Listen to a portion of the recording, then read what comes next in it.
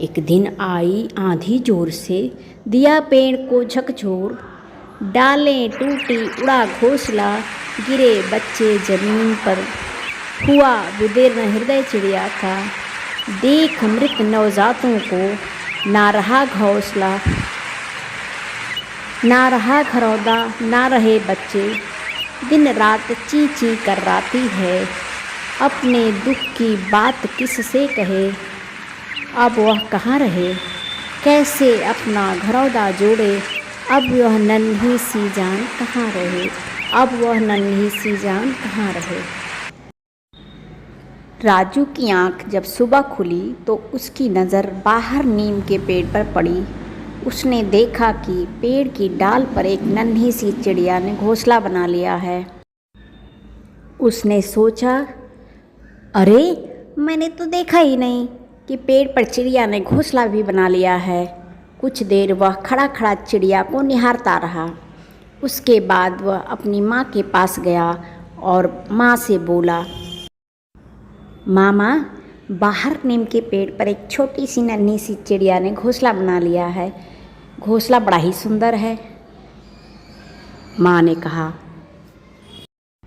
हाँ बेटा, शायद चिड़िया के अंडे देने का समय हो गया होगा, इसलिए चिड़िया ने घोंसला बना लिया होगा।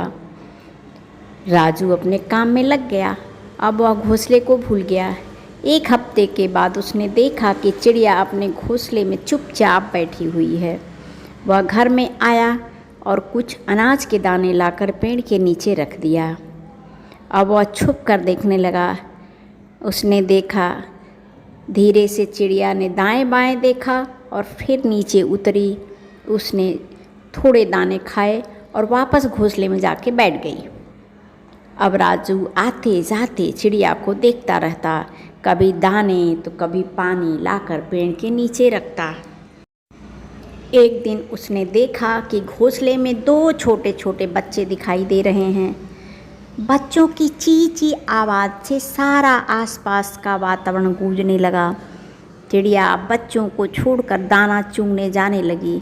जब वह लौटती तो बच्चों के लिए भी कीड़े मकोड़े या छोटे छोटे दाने चोंच में दबा के लाती और बच्चों को खिलाती थी। यह देख कर के राजू बहुत खुश होता था, घंटों उसे निहारता रहता था। धीरे धीरे बच्चे बड़े होने लगे। अब बच्चों के शरीर में छोटे छोटे पंख आने लगे। चिड़िया रोज़ अपने बच्चों की बड़ी ही तन्मयता से देखभाल कर रही थी। एक दिन आसमान में काले काले बादल छाने लगे। हवा बहुत तेज़ चलने लगी। साथ में ज़ोर ज़ोर से पानी भी गिरने लगा। पानी तथा हवा के दबाव से पेड़ की डाल टूट गई। घोंसला उल्टा होकर नीचे गिरा और हवा के साथ उड़ गया। बच्चे डाल की चपेट में आके मर गए। चिड़िया जब वापस आई तो उसने देखा उसके तो बच्चे मर चुके हैं, घोंसला उड़ चुका है। वह कभी बच्चों को देखती, कभी बच्चे के पास जाती, उन्हें हिलाने की कोशिश करती, कभी पेड़ की डाल पर बैठ के रोती। यह देखकर राजू का मन बहुत दुखी हुआ और वह अंदर अपनी माँ से जाकर बोला, मामा, बाहर नीम के पेड़ की छोटी सी डाल पर नन्ही चिड़िया का घोंसला था। नन्हे नन्हे बच्चों की चींची सुनकर खुश होती थी नन्ही चिड़िया। सुबह होते ही बच्चों को छोड़कर दाना लेने उड़ जाती थी। दूर दूर तक नदी पहाड़, गांव नगर और खेत खलिहान से छोटे छोटे दाने चुनकर बच्चों के लिए लाती थी। खुश होते बच्चे माँ को देखकर ची ची कर इखलाते थे। आंधी आई बड़े ज़ोर से, दिया पेड़ को झकझोर, डालें टूटी उड़ा घोंसला, गिरे बच्चे ज़मीन पर। हुआ विदीर्ण हृदय चिड़िया का, देख मृत नवजातों को, ना रहा घरौंदा, ना रहे बच्चे। दिन रात ची ची कराती है, अपने दुख की बात किससे कहे। अब वह कहाँ रहे, कैसे अपना घरौंदा जोड़े। अब वह नन्ही सी जान कहाँ रहे। माँ, अब वह नन्ही सी जान कहाँ रहे। माँ, इस नन्ही सी चिड़िया का घरों था तो टूट गया, बच्चे भी मर गए। अब बेचारी चिड़िया कहाँ रहेगी, अब क्या करेगी?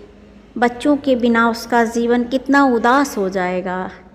क्या हम उस चिड़िया को अपने घर में नहीं रख सकते हैं? माँ ने कहा, नहीं बेटा, वह जंगल की जीव है, उसे घर में कैद करके नहीं रखा जा सकता। कोई बात नहीं, तुम चिंता मत करो, तुम दुखी मत हो बेटा। दुख और सुख दोनों साथ साथ चलते रहते हैं। आज चिड़िया दुखी है, परंतु देखना 2-4 दिन के बाद वह नई जगह ढूंढकर नया घरौंदा बना लेगी और नए सिरे से अपना जीवन शुरू कर देगी। यही जीवन का सत्य है। दुख सुख साथ चलते रहते हैं, हमें घबराना नहीं चाहिए। तो देखा है आपने, सुख के साथ दुख, खुशी के साथ गम जीवन में साथ साथ आता जाता है। हमें सुख में बहुत उतावला और दुख में बहुत घबराना नहीं चाहिए। दुख सुख का आना जाना प्रकृति में शाश्वत सत्य है, यह निरंतर चलता रहता है। हमारी कहानी आपको पसंद आए तो हमारे चैनल को लाइक शेयर सब्सक्राइब ज़रूर कीजिए। धन्यवाद।